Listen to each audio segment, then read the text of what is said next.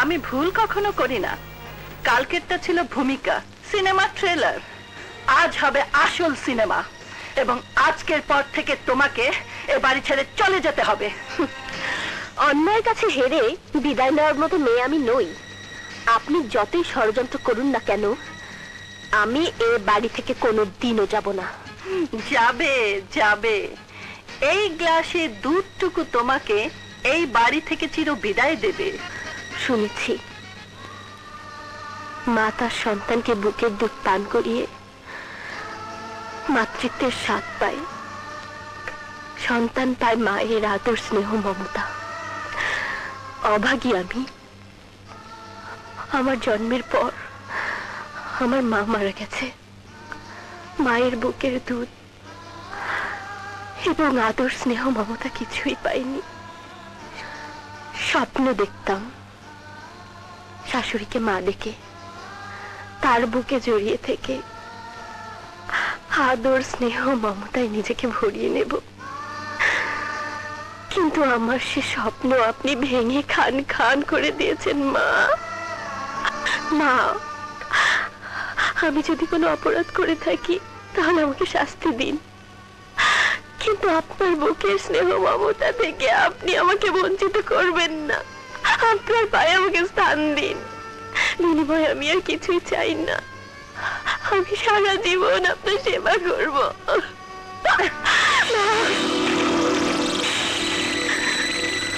না, তোর স্থান এই বাড়িতে হবে না। আজই হবে তোর এই বাড়িতে শেষ দিন।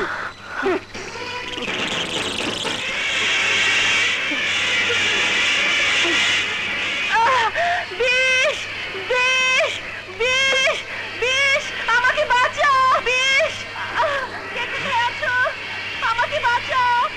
সজীব, বিষ, আমি মরে গেলাম। কি হয়েছে? কি হয়েছে মা? তোর বউ আমাকে দুধের সাথে বিষ দিয়েছে।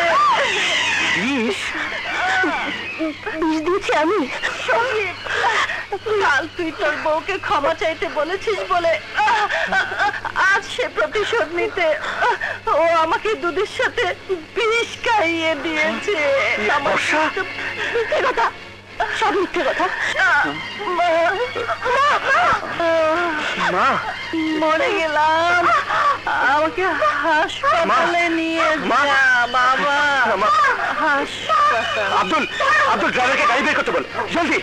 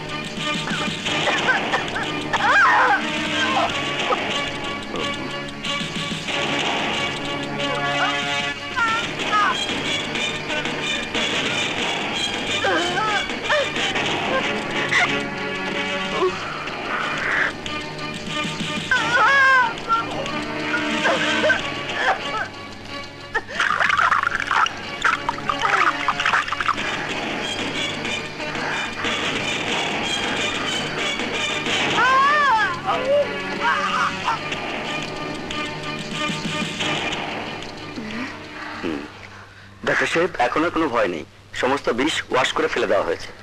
ডাক্তার, সত্যি কি বিষ ছিল? হ্যাঁ, মারাত্মক বিষ ছিল। সময় মতো নিয়ে এসেছেন বলে বেঁচে গেছে, দেরি হলে কিছুতেই বাঁচানো যেত না।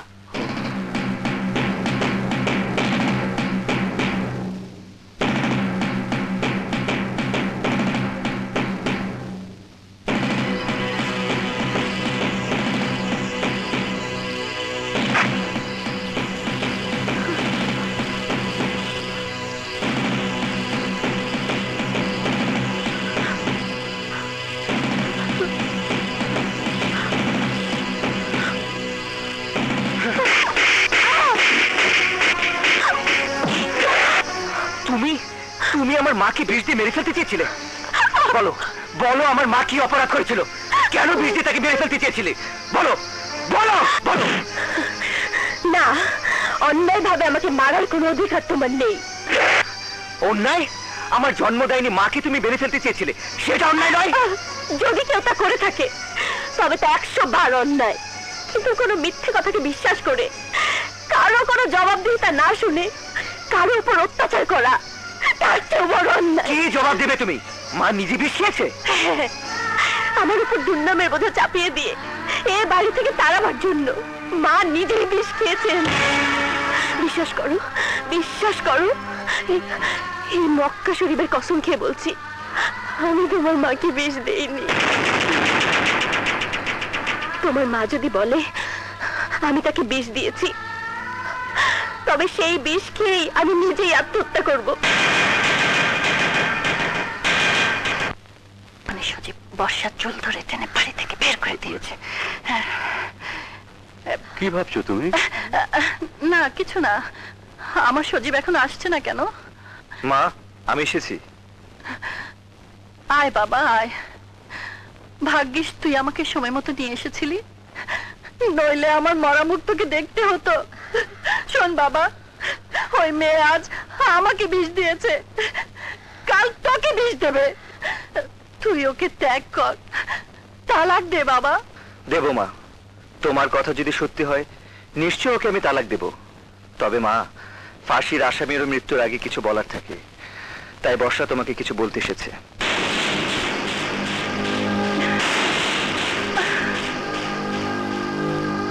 ওকে আমার এখানে কেন নিয়ে এসেছিস? ও খুনি, ডাইনি, ওকে তারা। ওর সাথে আমি কোনো কথা বলতে চাই না। কথা আপনাকে বলতেই হবে মা। মুসলমানদের সবচেয়ে পবিত্র ধর্মগ্রন্থ এই কোরআন শরীফ। নিন, এই কোরআন শরীফ ছুঁয়ে আপনি বলুন আমি আপনাকে বিষ দিয়েছি।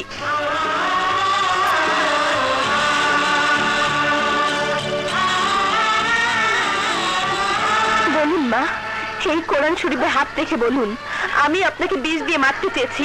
বলুন মা।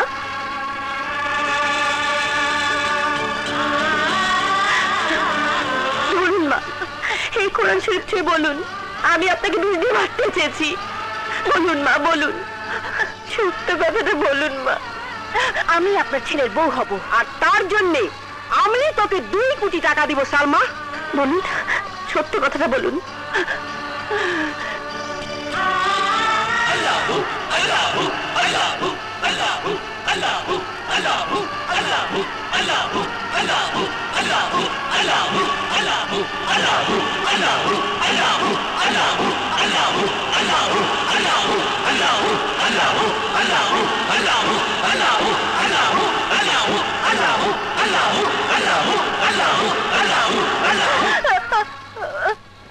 হাত সরিয়ে নিলেন কেন মা?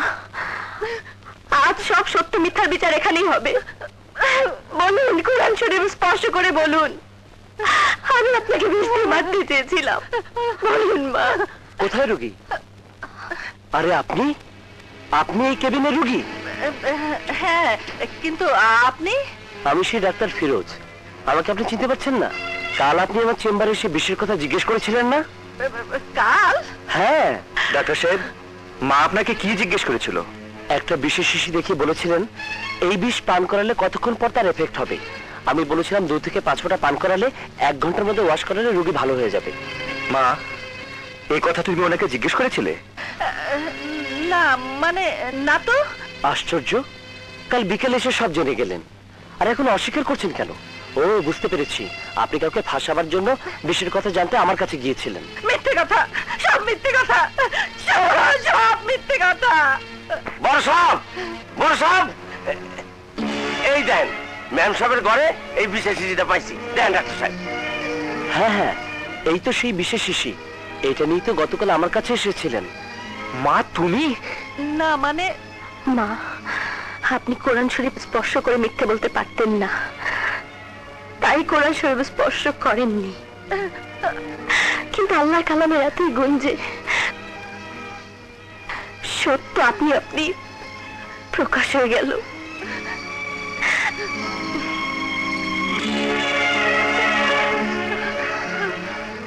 মা, তুমি বর্ষাকে তাড়ানোর জন্য এমন জঘন্য নাটক করতে পারলে? সীমা, ছি, তোমাকে আজ আমার মা বলতে ঘৃণা হচ্ছে। সীমা, ছি। শুনুন, কালই ওনাকে এখান থেকে নিয়ে যাবেন। এরকম রোগী আমার ক্লিনিকে রাখি না। ছি ছি ছি, আজ আমার ভাবতেও ঘৃণা হচ্ছে যে তুমি আমার স্ত্রী। ছি। ওগো, যেও না, ওগো যেও না।